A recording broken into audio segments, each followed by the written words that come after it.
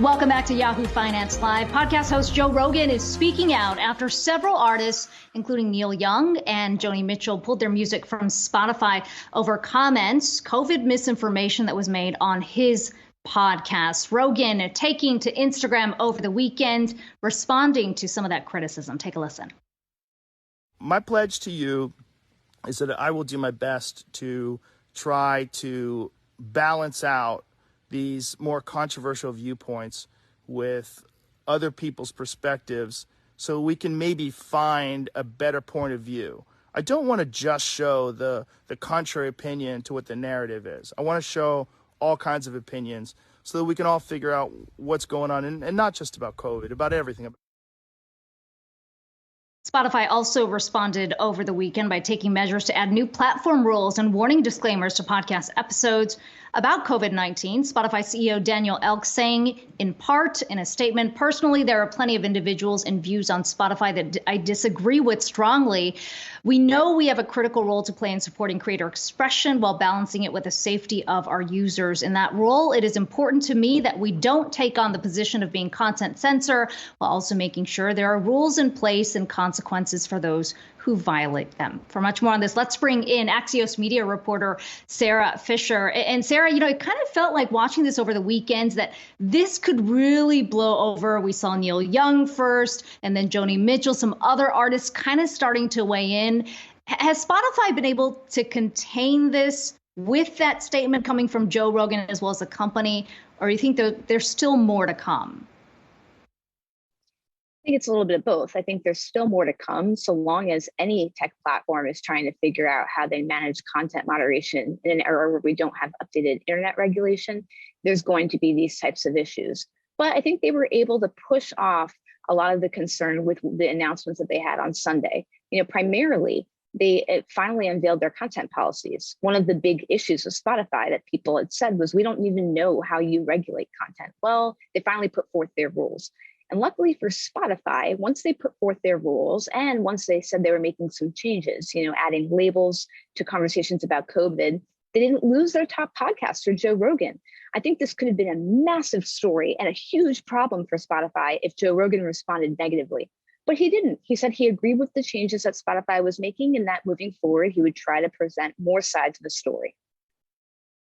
In many ways, Spotify has been able to stay out of the conversation on content moderation. We've seen Twitter, we've seen Facebook really hit hard with that.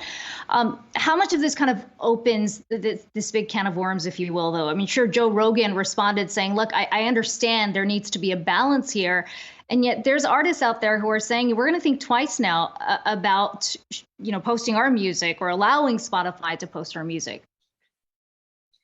I think artists that make that call are going to have to start putting pressure equally on every platform. So is Neil Young going to delete his Facebook page? Is Joni Mitchell going to get off Twitter? Every single platform is dealing with these misinformation crises. Now, I'm not saying that they should get a free pass, but I don't think Spotify is in any way different from some of the other big tech platforms that algorithmically distribute content. The key difference with Spotify's Joe Rogan situation, though, from some of those other misinformation tech platform problems is that they do exclusively pay to have Joe Rogan's podcast on the platform, $100 million reportedly over 3 years. So they may have some added incentive to make sure that their rules don't, explicitly target Joe Rogan. But I think that, Spotify isn't any more exposed than Twitter or Facebook. You might see their name dropped in a few more press releases from Capitol Hill, but it doesn't mean that anyone's going to come after them more aggressively. Yeah, let's talk a bit more about that business decision for Spotify. As you noted, I mean, Joe Rogan, certainly a significant name. They've been able to bring a lot of subscribers on board since they signed that roughly, $100 million deal with Joe Rogan. Can you talk about how big of a bump they've gotten out of that and how that really affects their decision making on something like this about content moderation, given that Joe Rogan is such a cash cow for them now? He is. And the thing to remember with podcasts is that they're really good for growing Spotify's advertising business, which every quarter is getting bigger and bigger and bigger. Now, music, on the other hand, is not good for advertising, but it's not as strong as an ad-supported business. So you can see why they want to continue to lean into podcasts. For Joe Rogan, who's by far the most popular podcaster on the platform, he not only brings in that advertising revenue, but he brings more people to the platform. His audience is split among people who will listen to it for free, but also people who will listen to it on that paid premium tier so that they can avoid the ads. So overall, I mean, it makes a lot of sense that Spotify wants to do what they can to protect Joe Rogan as talent. And it also sets a precedent moving forward when they have other exclusive podcasters come onto the platform. If Spotify were to have changed its rules to target Rogan in response to backlash, what would other podcasters have said when they're trying to book exclusive deals with Spotify? They'd be worried maybe they'll do that to me. I mean, that's the follow-up question here, right? How does this particular controversy affect the way that Spotify, or how aggressively Spotify moves in podcasts, specifically trying to sign other big names that could bring a audience with them, but equal controversy? Big platforms like Netflix have always said we want to avoid news for these types of reasons. But you know what?